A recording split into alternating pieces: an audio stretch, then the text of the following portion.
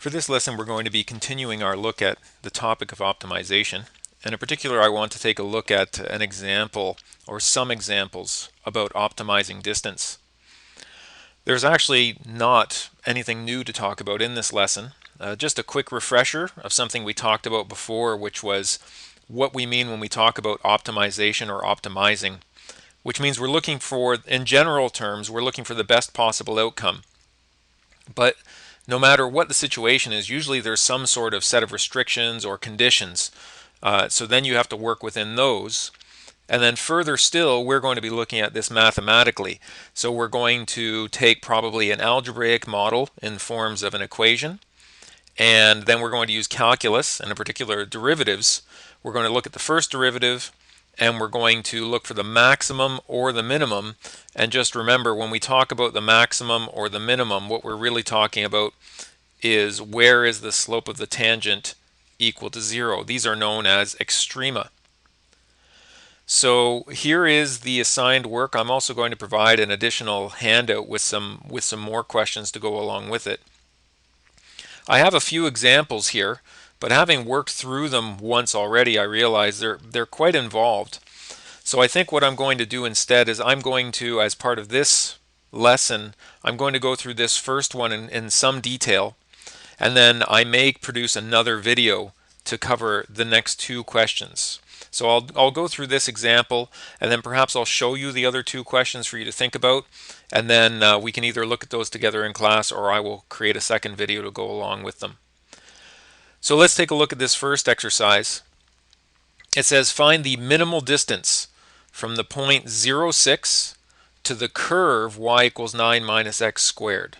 So the point 0, 6, well, that's just a point on an xy coordinate system, and the curve y equals 9 minus x squared, that's a parabola that opens downward. So the first thing I might do is actually sketch this out.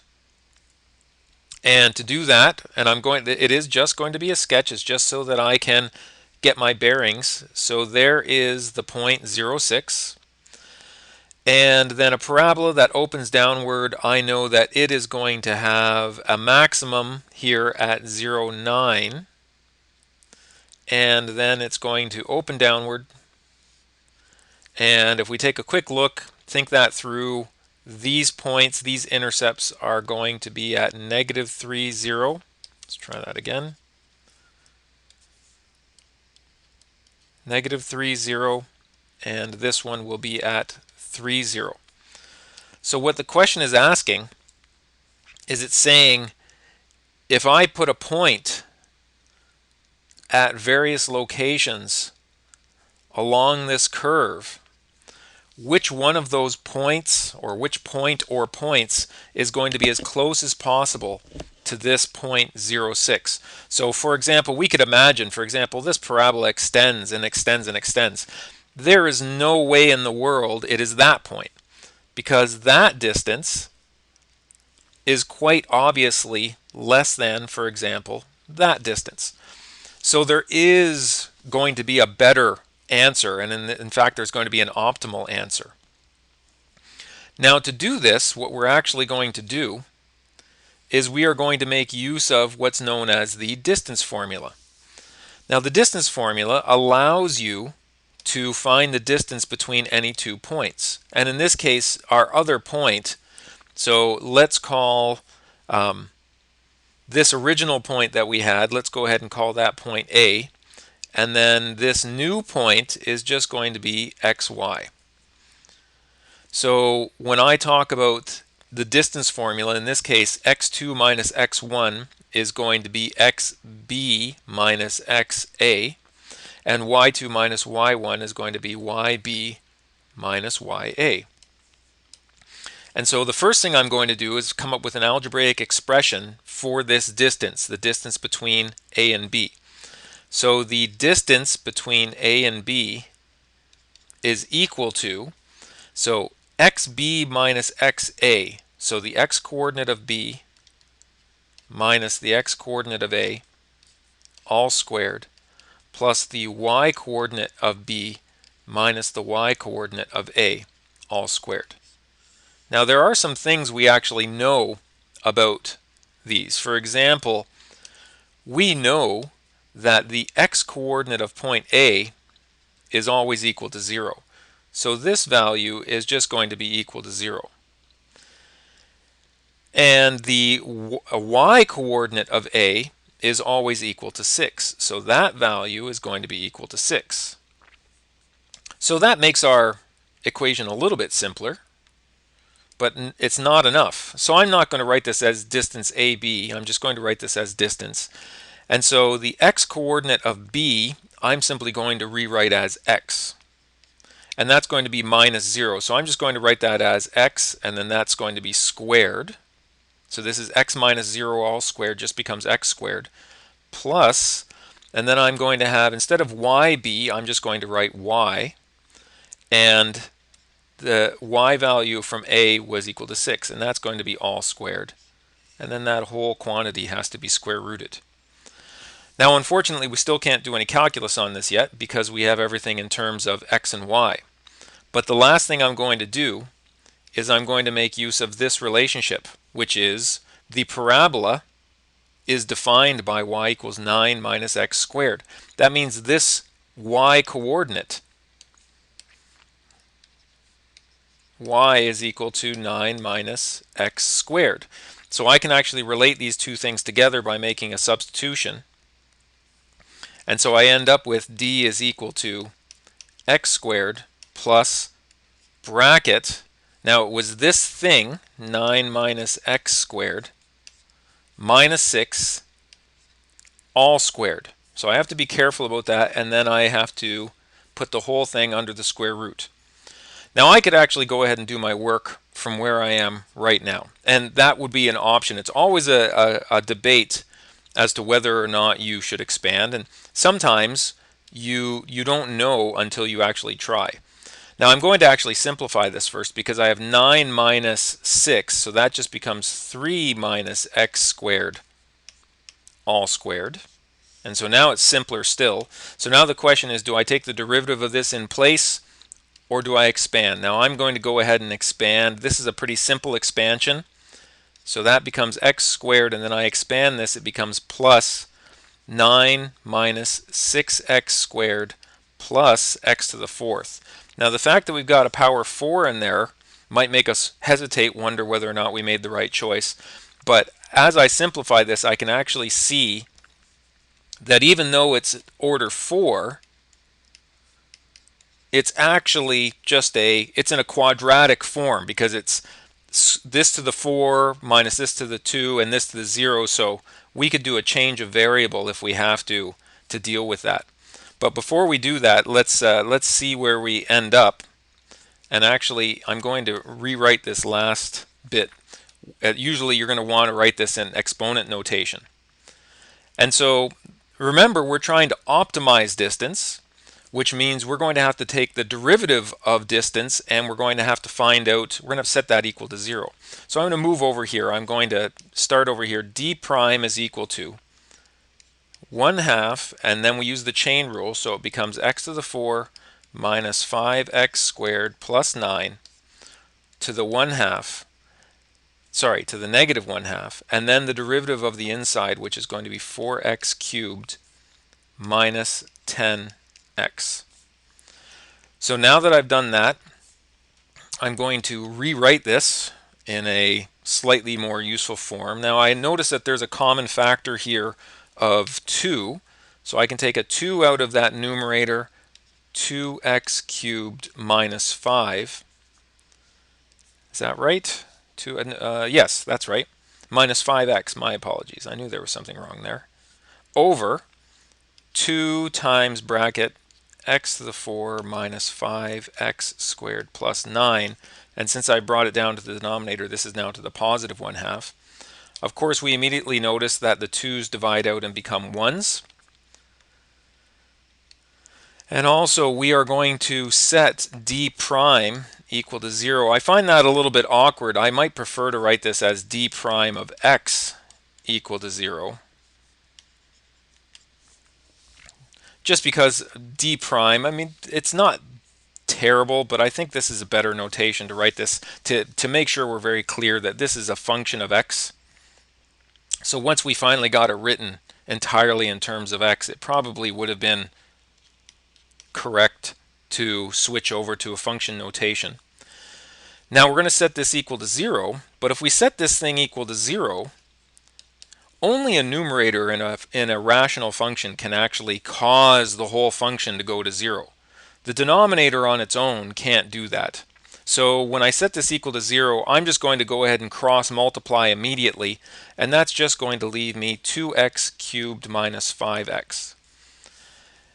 Now I took out the 2 before because I anticipated dividing out with the 2 in the denominator, but if I was factoring it, I really should have gone one step further, which is I also should have taken out an x at the same time. But better late than never, so that becomes 2x squared minus 5 with an x out in front. Solutions to this are x equals 0, that's the simple one. 2x squared minus 5 equals 0. And then we end up with x squared equals 5 over 2. X equals plus or minus the square root of 5 over 2. Now you could rationalize at this point in time, but since this is not our final answer, at least not yet, we might want to hold off on that because we're going to have to substitute some values in here. And we actually have to check this. Now, one of the things you have to do when you're doing an optimization problem is not only are you looking for any local or absolute maximums and minimums by taking the derivative and setting it to 0, you also have to look at any endpoints. But the question, that kind of begs the question, which is, do we have any endpoints? We didn't specify any in the question, and if we take a look at this parabola, is there any value of x that I'm not allowed to have? And the answer to that is no. This parabola extends in both directions. Essentially, the domain of the parabola is x member of R. So therefore, we have no endpoints in this case. And so that being the case, I only have to verify my results using these values that we've come up with. I'm going to take this equation because I'm going to be subbing values in here. So let's bring that down here, and let's just write that as d of x equals x squared plus 3 minus x squared all squared, and then that whole thing square rooted. So I just wanted to make that visible for when I do this next piece of work. Okay, so now let's go ahead and take a look. What is d of 0? D of 0 is equal to, if I put a 0 in here and a 0 here, all that gives me is the square root of 3 squared, which is simply equal to 3. So that was quite simple. Then we want to take a look at what is d of the positive square root of 5 over 2. And so that is going to be equal to, so it's this value squared, which is just 5 over 2, plus 3 minus this value squared, which is 3 minus 5 over 2, but that's got to be all squared, and then this whole thing square rooted. And so we end up with 5 over 2 plus 3 becomes the same as 6 over 2, so we have 6 over 2 minus 5 over 2, which is 1 over 2 all squared, and that whole thing is square rooted. And that is equal to, well, this is going to be 1 over 2 all squared becomes 1 over 4. And so I might as well change this to be 10 over 4 to get the common denominator ready. And so that way I'm ready to get my actual answer here, which is 11 over 4 square rooted. And we could rationalize that, root 4 over root 4. And so we end up with square root of 44 over 4. Either of those would be fine. Now what about d of negative root 5 over 2? Well, if you notice, in the original distance equation that we came up with, we're squaring the x's in both cases, which means it doesn't matter whether these are positive or negative. We're going to get the same result. And so once again, we get that same result, square root of 44 over 4. Now comparing these answers to each other, I'll just go ahead and take that. So the square root of 44 equals divided by 4, and I end up with an answer of approximately 1.6 1.658. And so obviously this is the minimum value. So what we have here, this value of 3, it was at a point where the tangent was equal to 0. So this must be a local. So here we have a local extrema. In all likelihood, that's going to be a local maximum. And then here we have our absolute minimum. Okay, now a couple of things we need to take care of, but before we do that, I wanted to illustrate this to you. I put together a little GeoGebra slide for you here, and it's dynamic. It allows me to actually move this point. So here is our fixed point at 0, 6. Here is my point on this parabola. And you can see I've tried to illustrate the distance formula. As I mentioned, it's just an application of the Pythagorean theorem. The difference between the x-coordinates is this red dotted line. That's the x distance. The difference between the y-coordinates is this blue dotted line.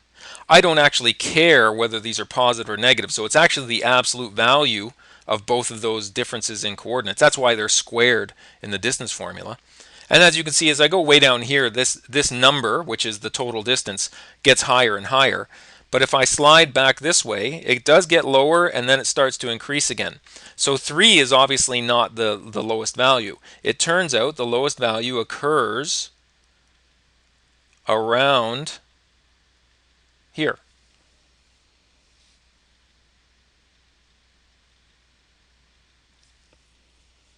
And so that's where we got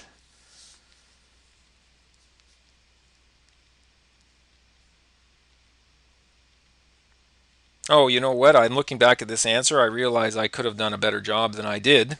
There was no need to do this. There's no need to land here because 4 is already a perfect square. So it's just the square root of 11 over 2. And same thing over here. I mean, it's still technically correct, but really, I should have written that as the square root of 11 over 2. Okay? So now that we've done that, and just to check that, so what is that? Oh yeah, we already checked it, 1.658. And that occurs at an x-coordinate of plus or minus the square root of 5 over 2. So we probably now should, when we write our final answer, we're going to have to rationalize that. And so you can see that matches up here. And you can actually see here's the x-coordinate at about just a little bit over 1.5. And if we check the square root of 5 over 2, that's what we'll find. And then here's our y-coordinate. Now, what did the question actually ask for? The question said find the minimal distance. So it's actually not interested in the point itself. It is interested in the minimal distance. So we've actually found that value. So therefore, the minimal distance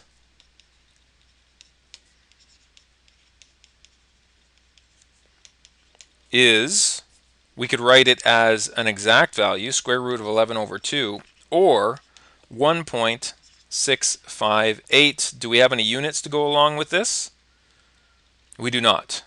So I'm just going to go ahead in this case and I will just say units. And we have to go back and check that question to make sure we're not doing additional work that we don't have to. You do additional work and you make a mistake, you've made a mistake. Now that we've gotten that out of the way though, what we know the x values, what are the y values that go with that? The y values are 9 minus x squared. So if I take y equals 9 minus, and instead I put the square root of 5 over 2 all squared, and it doesn't matter whether I put a plus or minus here, because when I square it, this is going to become positive.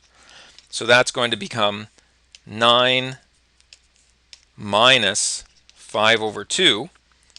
And so that one is 18 over 2 minus 5 over 2, which is 13 over 2.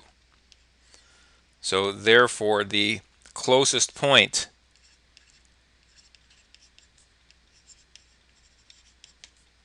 or the closest points are plus or minus, let's see, we had square root of 5 over 2. We're going to multiply by root 2 over root 2, and so we end up with the square root of 10 over 2. So plus or minus root 10 over 2, and the y-coordinate is 13 over 2. So those are the two closest points. Okay, and as you can see, that was plenty of time just for a single example, so I think I made the right decision to look at the other two examples in a separate video or in class.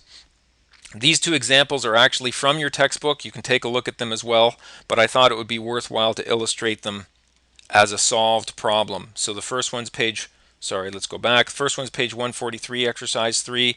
Then we've got one from page 147, exercise 15. And so I will do those in a separate video. And, oh, I thought I had another page there. So let's go back to your assigned work, which is right there. And I will catch you in the next video.